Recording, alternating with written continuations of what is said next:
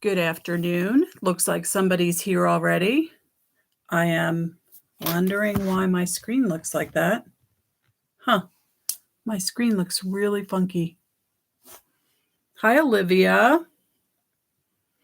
It's very cold in Iowa. Here in New Jersey, it's basically raining cats and dogs. So I know it seems a little dark. I just had the light on a minute ago, and I really didn't like the overhead light. I thought about bringing out the ring light, but it's kind of buried over here, and we're just going to go with what little natural light there is this week. So it looks okay, though. All right. Yeah, see, I'm seeing something on my screen that looks snowy, like the TVs from olden times that used to get snow. Remember after they played the national anthem and they showed you the flag at like 1 a.m, it would get all snowy. But anyway, so before we even start with patterns, let's talk about my Goodwill finds this week. So first of all, let's talk about this.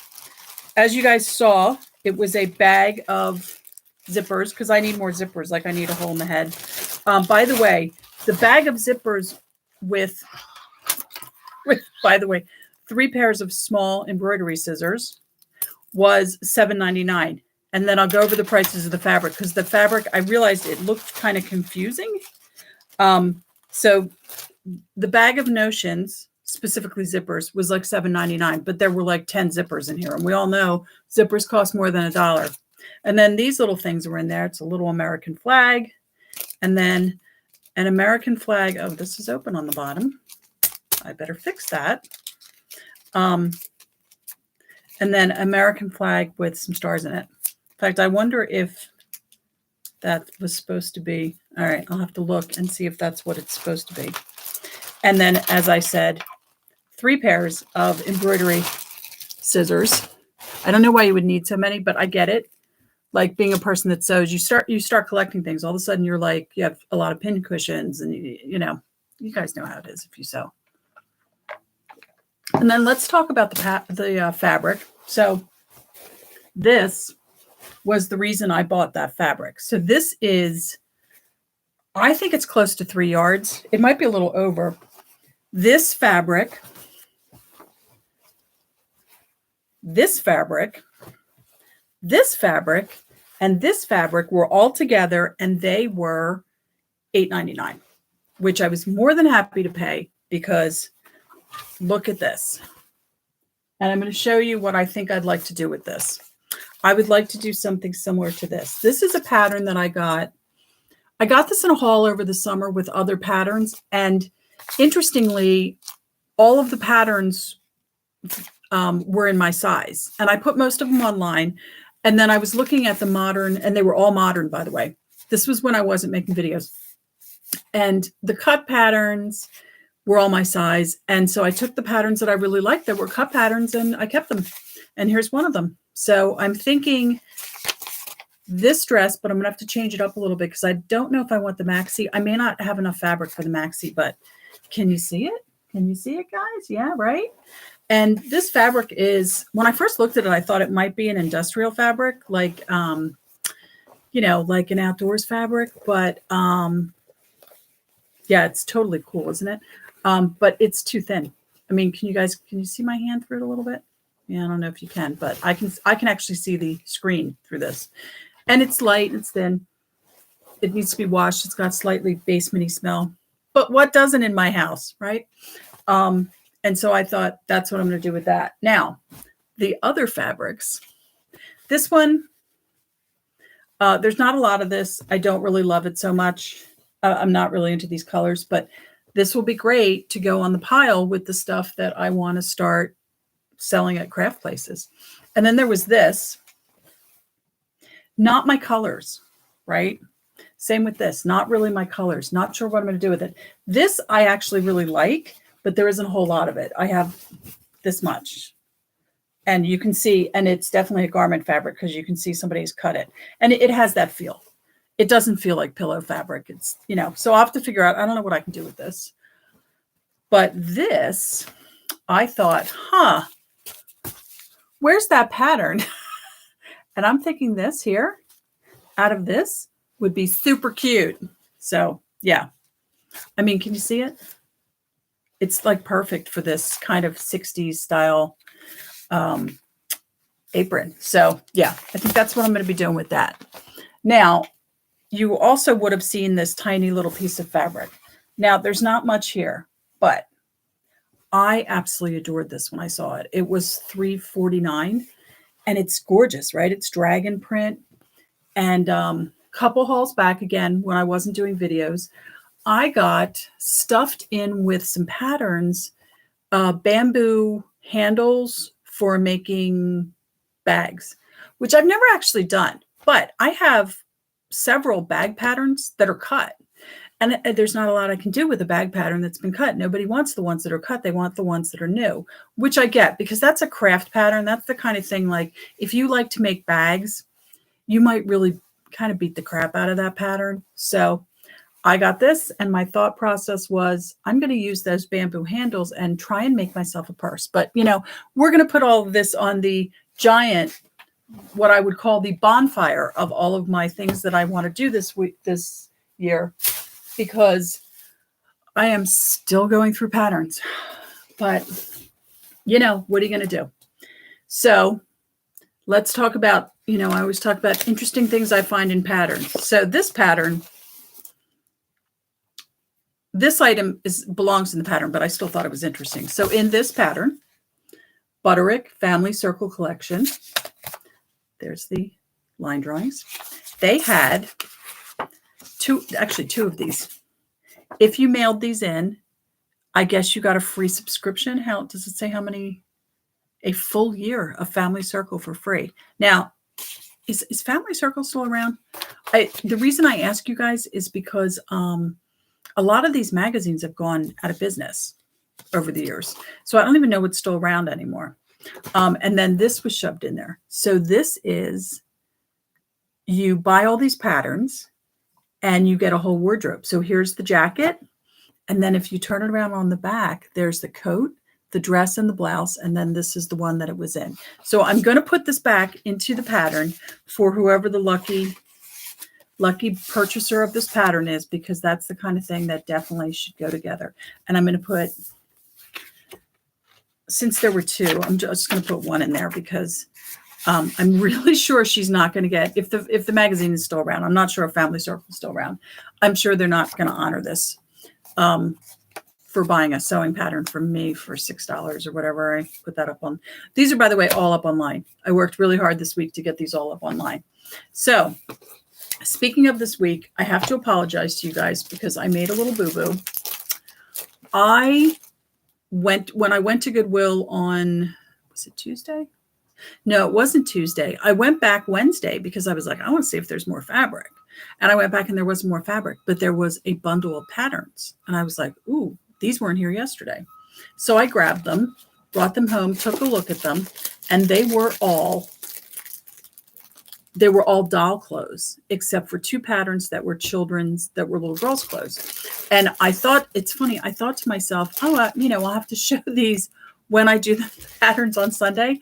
And then just like that on Thursday, I bagged them all up and put them away. After I put them up online, I'm like, oh no. So of course there was one, because it's a McCall's, and McCall's I have to work hard to get the McCall's patterns into the, I'm still using a dresser, which is what I used to use for all the patterns, to store the McCall's patterns, because the McCall's patterns don't fit into this drawer.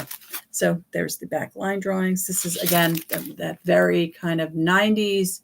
Let's cover ourselves up there. So I'm really sorry. I apologize for that. I didn't even think until I had the patterns put away. And then when I was getting everything together for when I was getting done with the Butterick patterns, I started looking through the McCall's to see if there were any that were, they all seem to be 80s and 90s. Little did I know, almost every single one of those McCall's patterns is from the 80s. There was very few.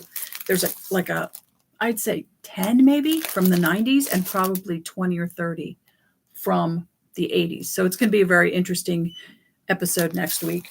But there were 3 patterns that were from the early 2000s, which I was surprised by. So I had said before that we that when I was looking at them, it seemed like maybe she stopped sewing in the early 2000s, which would make sense. That's like 20 years ago. And I don't know how old she was. If she did die, I don't know how old she was. But so I'm looking through and I find, I think it was, yes, this one is from 2001. And it is just, it's kind of your basic pattern. Again, no line drawings.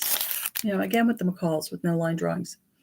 And it's, but it was another plus size pattern. And I really do like getting the plus size patterns. I feel like it's nice. And then these two were from the same line, which I've never heard of. Woman style. Never heard of them. They have line drawings. But they're just some really basic summer patterns. These were both from 2000. And here's another one from the same line. Woman style. Again, kind of, and this one doesn't have line drawings. Oh yeah, it does. Wow, look how tiny they are on the bottom.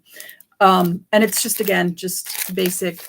But again, I like getting the plus size patterns because we've talked about it before that it can be a hassle when you are plus size to find patterns in your size, I also started, just for the sake of argument, looking at some of the uncut patterns or cut patterns I already have that I never went through. And so this was a wounded bird, and I went through it and put it online, and I was like, why is this a wounded bird? Well, here, see the jacket? Whoever it was that owned the jacket, they didn't put the pieces for the front of the jacket back. But the jacket's the only thing they made. The whole rest of this pattern. So the pants, this shirt, this thing over here is a skirt, all still in there, all still factory folded. So I just, you know what? I just put it up online. I was like, somebody might just want like a pull-on pants, a t-shirt, and a skirt pattern. There you go, $4. It's all yours. And then this pattern. Oh, so 80s, right? This pattern, they had cut view. Which view was it? View, this one, view B. No, I'm sorry, this one, view B. And then they did the thing that I hate the most. There's the line drawings. They taped it to alter it. So I very carefully cut the tape off and tried to get it as cleaned up as I could. So you can still use it, but it's a little banged up. And the envelope's a little banged up. So it was another wounded bird that I put up online.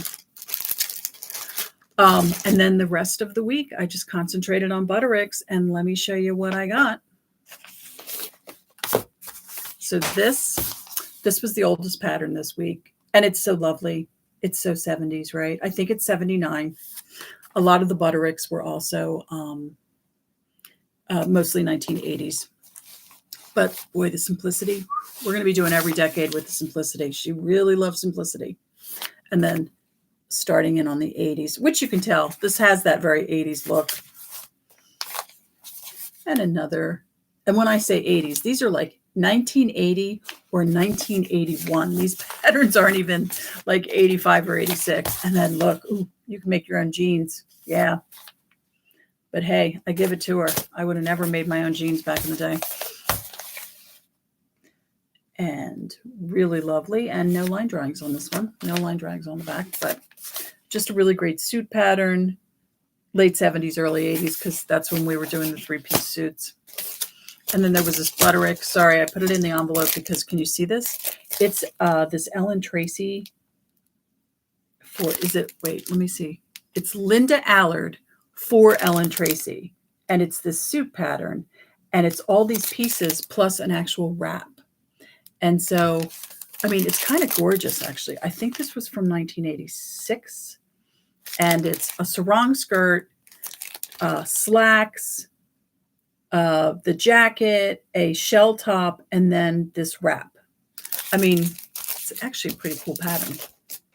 And then I found another Delta Burke pattern. I don't know how I missed this last time, but there's Delta. Hi, Delta. Yeah, another Delta Burke pattern. Again, always happy when I get these because, got to watch out for my my other big girls out there like me. Found this pattern and decided to throw it in because it was only partially cut. The person only ever made the tank dress, and they made the long one, so they didn't even cut it. It was in really good shape, so I just put it up there as a cut pattern. all the pieces were there. So just threw that online. And then, hold on, let me get some of these other ones. Oh. It's going to be a short show today, I can tell you, because there really weren't a lot of Butterick patterns. But like I said, and there's honestly really not a lot of McCall's patterns either. But this whole table is covered with simplicity. She loves simplicity. So in the vein of those collection patterns, this is another one. Is Glamour still around, right? I'm pretty sure Glamour is still around. And to me, this is a play suit. It features both the crop top and the t-shirt. And I thought, yeah, this is basically a play suit pattern, right? Like that's what I would have called it back in the day. She had lots of designer Butterick. Never heard of this designer, but you have that pattern, Olivia? Do you really? That's funny. You will have to give us a review. I've never heard of this designer. Actually, I'm not even sure who the designer is because they have two designer names and I don't know, but I'm assuming the first one is for the second one. So that's how I put them up online. You know, there's this one, which I don't love that jacket. It's so big, but the dress is kind of cool, the way the dress is seamed. Did I show you the liner notes on this one? Or not the liner notes. I'm very old-fashioned. The line drawings, not the liner notes. Liner notes are what are on the back of albums and tell you who played the saxophone on a song. Catherine Conover, I think we had her before, right? I feel like that name is really familiar. We had her a while back. So this is this lovely, lovely, lovely little 80s dress. And then I found this and I was like, oh, holy preppy Batman. Remember the preppies, right? Okay. And as if this wasn't preppy enough, when you turn it on the back, there she is. You know, her name is Buffy and she's not a vampire slayer. Look at that outfit. So preppy. In fact, is she wearing, no, she's actually wearing heels. Okay. I was looking to see if she was wearing like penny loafers, but she wasn't. Oh. Okay. So remember the pattern I showed you earlier that was cut? Here are the stirrup pants to go with it. And the funny thing is, this has, if I don't know if you guys can see it, it's kind of subtle, but you see the stamp where it says free? I think at some point in time, wherever the store was that she got this, they were like, look, we'll just give you the stirrup pants pattern if you'll take it out of the bin, you know? But it also has regular pants. And I hate to tell you guys this, for those of you who also don't like stirrup pants, they're coming back in style. And let me tell you the reason I don't like stirrup pants. My legs are already big enough, but the stirrup part gives me no definition whatsoever in my calf. So I just have like this piano leg coming down from like my hip area, you know, so that's why I don't love stirrup pants. And then this super cute little 80s dress, which is also a romper pattern. And I thought it was really funny. This one also has the little, again, it's really hard to read, but you can see where it says free up there. So I think they were trying to get rid of this one, but this one, I mean, this one's cute, right? I guess, you know, they were old 80s patterns. Oh, and now we get to the cottagecore section of our episode today. Wow. Look at that. So cottagecore. So cottagecore. And here's the line drawings on that. And this one, I looked this up thinking this was going to be a pattern that people are selling for a lot. Like $6, not, which is average for a pattern for me. All right, so, and there's this top. This was actually very cool.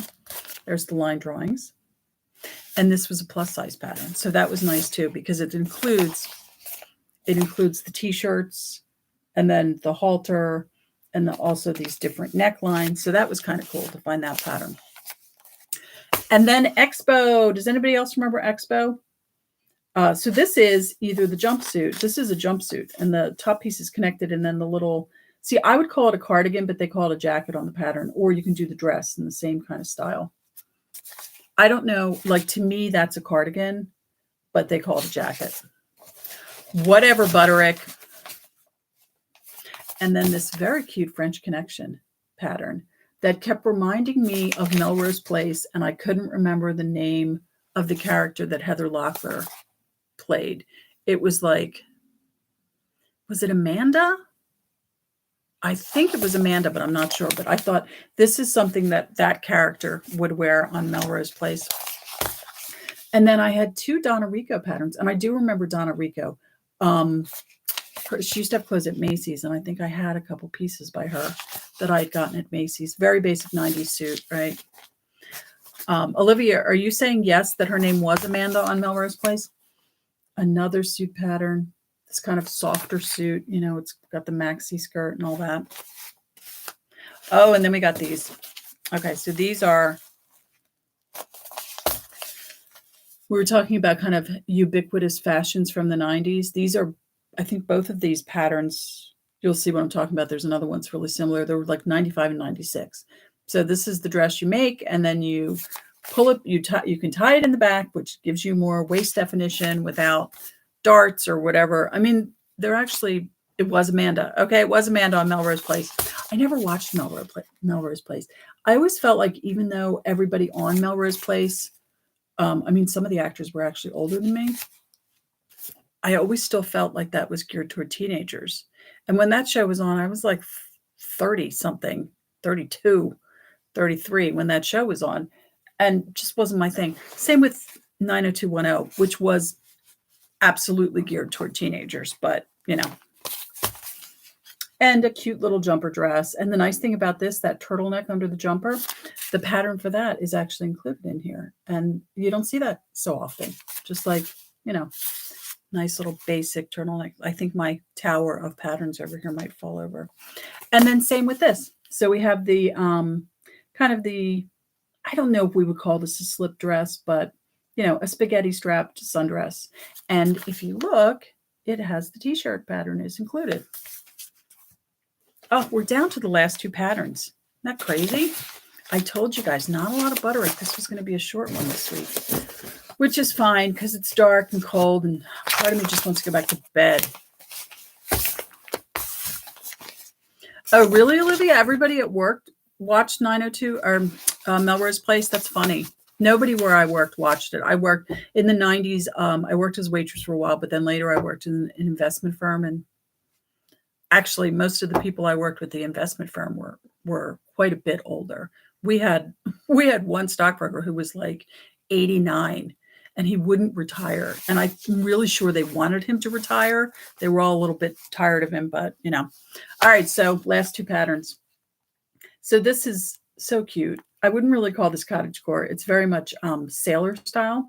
And yes, you are seeing what you're seeing. Those are culottes. Because we love culottes. Because we love a secret pant. Don't we? And the very last pattern, a play suit. And I think this is from the early 90s, but you know, the 80s did a lot of 40s. And so here's the play suit again. And it's great. See that bra top? That bra top is in there. Oh, you worked for Bank of America, also known as the Evil Empire. That was my bank for a long time. I got really tired of their fees. Sorry, no offense, but yeah, I got really tired of Bank of America's fees, and I ended up leaving them because I felt like they had a fee for every time I like thought about them. There was a fee. So next week, gonna be McCall's. So this is all the McCalls from the 1980s. Whereas this is all the McCalls from the 1990s. That's what I'm saying, right? And she just loved simplicity. And then after that, we'll do simplicity. We may next week have a couple of children's patterns thrown in. Someone very nice contacted me. I already can't remember her name. And she was asking me about whether I could hold patterns for her until she got enough to get above the $35 level to get free shipping. And I told her, honestly, I don't know how you hold patterns on Etsy for a customer. And then I asked her what she was looking for. And I hope she's not watching because I don't want her to think that I'm laughing at her. I'm just laughing at, like, she said to me, children's patterns.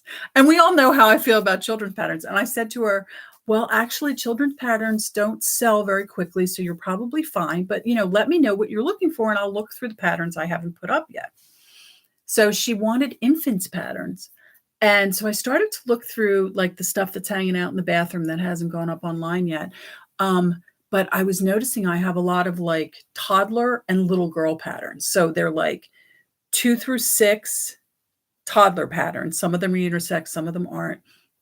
And then I have a bunch that are like more of those Daisy Kingdom kind of patterns that are like for little girls, and they're between like size 6 and size 10, and they're really frilly and blah. And I have a lot of those. So I am going to take a look after we get done here, and I'm going to look and see if I have some infant patterns. So next week when we're doing the McCalls, you might also see, I might throw in the infant patterns that I, put up online in case this woman wanted to buy them. But so next week will be McCalls though. And until next week, I hope wherever you guys are that it's nicer than it is here, because here it's cold and wet and rainy. Yeah, it's really not a nice springtime rain that's refreshing or like slightly warm. It's like ice cold. I had to turn my heat on last night, and a week ago, some of my neighbors had their air conditioning on. So yeah, welcome to summer. Welcome to spring in New Jersey. I'm just realizing what a mess my hair is. And so I will see you guys next week. And by the way, if any of you are interested, my girlfriends and I had a girls' night out last night, and we went and saw Are You There, Are You There, God? It's Me, Margaret. And we absolutely loved it. Not only had all of us read this when we were in junior high, because I think it's like a rite of passage. Every girl in junior high reads this book.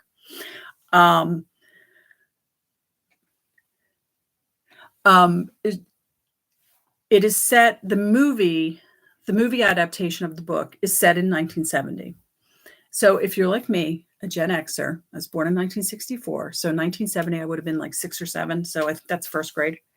And this is about a girl who's in 6th grade. And it's all about puberty and how awful puberty is and like all of it.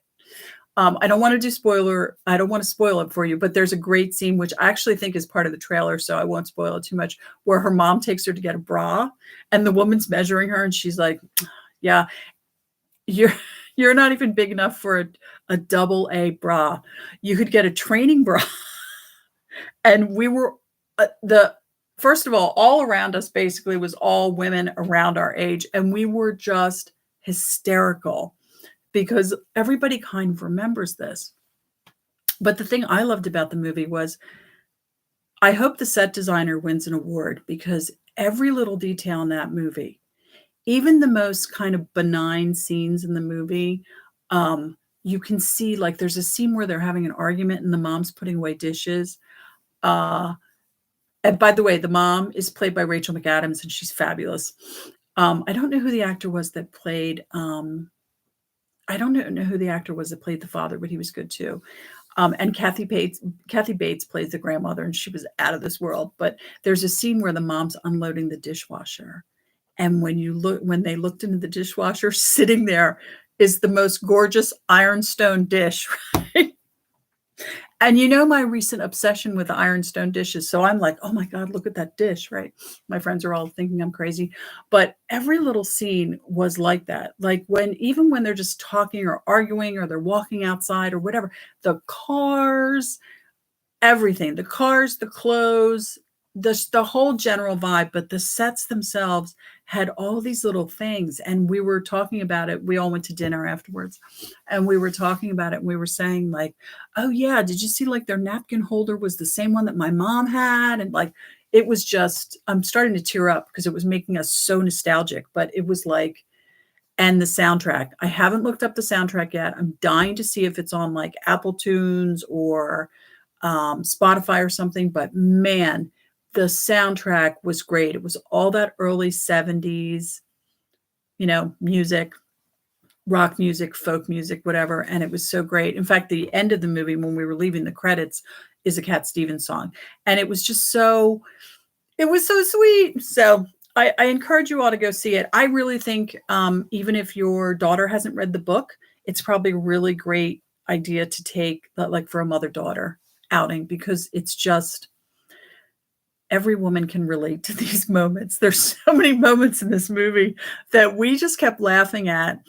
And my friend would say, oh God, I remember this. Like, we just laugh.